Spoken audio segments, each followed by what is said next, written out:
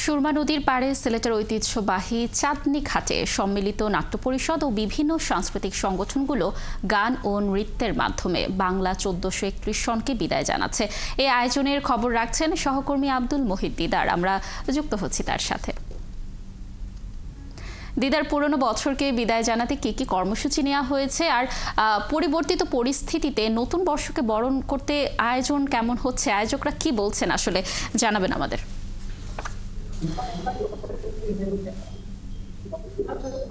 ধন্যবাদ লাবণী।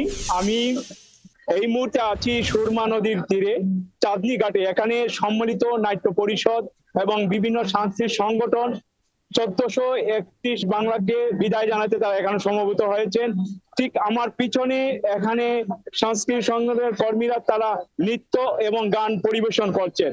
এবং আজকে আগামীকালকে পয়লা বৈশাখ উপলক্ষে সিলেটের প্রত্যেকটি জায়গায় যে পয়লা বৈশাখ পালন করা হবে তার প্রস্তুতি শেষ হয়েছে।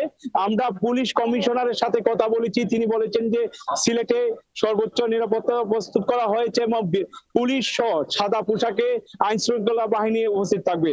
আমরা শাহজালাল বিশ্ববিদ্যালয়ে জানতে পেরেছি সকাল 10টা থেকে বিকেল 5টা পর্যন্ত তারা বিভিন্ন অনুষ্ঠান করবেন।